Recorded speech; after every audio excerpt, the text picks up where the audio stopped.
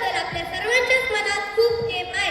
या भारत देशात आपण जन्म घेतला, इथे लहानसे मोठे झालो, हे आपले भाग्यच आहे.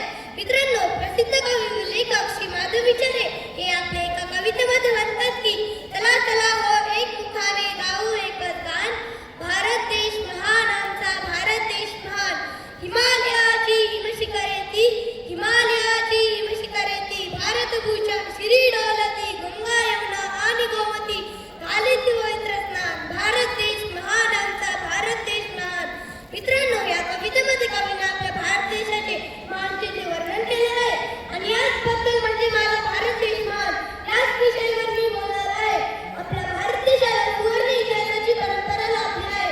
साऱ्या जगाला शांतता व मानवतेची शिकवण देणारा भारत हा एकमेव देश आहे.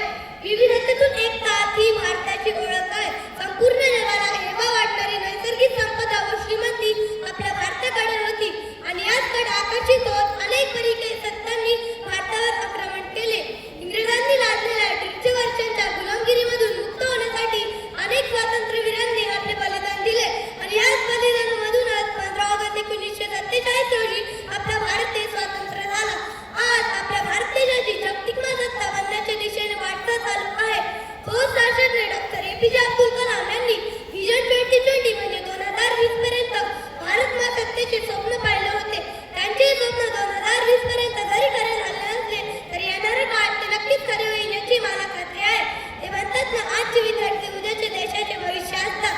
तर विद्यार्थी मित्रांनो, आपणही सर्व खूप अभ्यास करू, पण डॉक्टर, कोणी इंजिनियर, कोणी शास्त्रज्ञ